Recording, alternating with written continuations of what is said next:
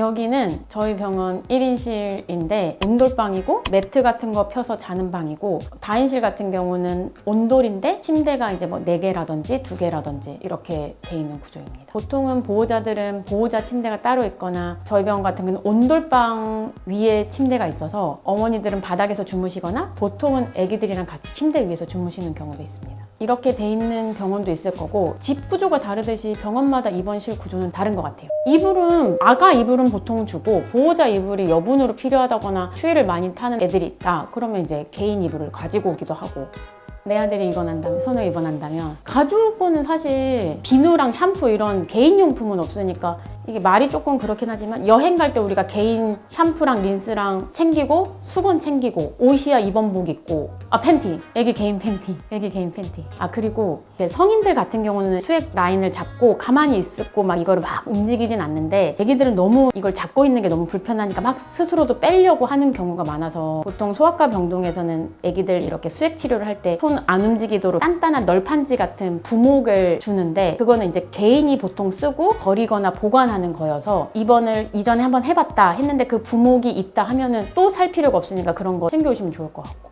부목이 얼마나? 한번 물어보자. 몰라. 1,000원에서 2,000원? 한번 물어봐야겠어. 물어보자. 지금요? 한번 물어볼까? 잠깐만 있어. 잠깐만. 한번 보여줄까? 보여줄게. 우리 부목 하나만 잠깐만 빌려줄 수 있을까? 부목 갖다 줄게. 근데 그거 얼마예요? 비싸? 엄청 비싸구나. 엄청 비싸구나. 어머니 바르지 마세요. 제가 올라오라 그랬는데 네. 피 검사하고 오후에 볼게요. 그러니까 이게 아스키올을 바르면 좋을 것 같긴 하거든요. 비싸네. 8,800원이래. 근데 이게 이렇게 사이즈별로 있어, 얘나. 이거는 완전 애기. 그리고 이게 미디움. 이 둘 다 미디움 갖고 왔네. 그리고 큰 거 라지도 있는 것 같고. 스몰, 미디움, 라지. 이게 이제 하니까 이렇게 안 움직이게 고정을 할 때 편한 거지. 이렇게 하고 있어. 애기들 딱딱하게 놔두면 손이 딱딱하잖아. 그러니까 푹신하게 같이 있는 거지. 수액 라인 때문에 손발 붓는 경우, 성인들은 이제 보통 꽂고 가만히 있고 라인 잡기가 되게 편하니까. 근데 또 성인분들도 항암하시고 하시는 분들은 라인이 어렵긴 하지만, 근데 애기들 같은 경우는 통통해서 라인 잡기가 힘든 경우도 있고, 애기들이 열 나거나 컨디션이 떨어지면 라인이 진짜로 힘든 경우가 되게 많은데, 또 라인을 잡아놔도 막 움직이고 하다 보니까 아무리 엄마 아빠가 통제를 하고 조심시키나 한더라도 그게 부지불식간에 일어나는 일이라 뽑히기도 하고, 수액 라인이 다른 데로 들어가서 일시적으로 막 붓고 통증이 있을 수도 있는데, 그럴 때는 일단 바로 빼고, 부은 부위가 너무 심하면 조금 높게 올려놓고 있다거나 냉찜질 같은 게 도움이 될 수 있고, 보통은 하루 이틀 지나면 다 가라앉기는 하는데 조금 심한 경우는 경과를 보기는 해야 되는데, 대부분은 하루 이틀이면 가라앉긴 합니다. 이번 기준, 이게 조금 다양하긴 한데, 예를 들어서 지금 제가 보는 환자 중에 헤노시 쉔 자반증이라는 질환이 있는데, 보통은 스테로이드를 경구로 먹거나 아니면 경과 관찰을 하는데, 이 친구 같은 경우는 복통이랑 관절통이 너무 심해서 스테로이드 치료하려고 입원 치료를 하는 경우가 있고, 단순 장염이나 폐렴 같은 경우 대부분은 그냥 통원 치료를 볼 수도 있는데, 백혈구 수치라든지 염증 수치가 너무 높은 경우라든지, 아기가 처지고 고열이 한 5, 6일 이상 난다, 이런 경우는 보통 입원해서 보고, 그리고 요즘에는 RSV라고 호흡기 세포 융합 바이러스가 조금 많이 도는 시기긴 한데, 그게 애들이 있을 때 쌕쌕거리면서 가슴 이쪽이라든지 여기 이 목 윗부분까지 이렇게 조금 숨차하면서 쑥쑥 들어가는 호흡곤란처럼 보이는 애들 같은 경우는 당연히 보통 입원하고 봅니다. 혈변을 보는 경우도 장중첩증의 가능성이 있어서 하루나 이틀 정도는 입원시키고 보고, 되게 많긴 한데 지금 입원해 있는 애들은 딱 지금 그 정도? 입원하기 전에 어머니들이 가장 많이 하시는 질문은 퇴원 언제 해요? 아니면 퇴원하고 바로 유치원 갈 수 있어요? 혹시 이게 후유증이 남나요? 그 질문도 있어요. 혹시 이게 왜 걸렸나요? 혹시 뭐 제가 보는 요로 감염 같은 경우는 혹시 제가 기저귀를 안 갈아줘서 그런가요? 뭐 이런, 내가 무언가 못해서, 아니면 내가 뭘 잘못 먹였나요? 그런 질문들 많이 하시는 것 같습니다. 퇴근하고 나서 급하게 호출받은 경우, 아기가 갑자기 뭐 이렇게 산소 포화도가 떨어진다거나 컨디션이 갑자기 팍 저하된 경우, 환자를 봤을 때와 안 봤을 때 상황이 너무 다르기 때문에 환자를 봐야 될 것 같은 경우는 보통 전화를 많이 주시는 것 같고, 그럴 때는 퇴근하고도 바로 가고, 아니면 이제 응급실에 왔는데 컨디션이 너무 안 좋은 경우나 투석이 필요한다 경우나, 또 전원을 보내야 되기 전에 환자 상태를 보기 위해서 퇴근하고도 보게 되는 것 같습니다.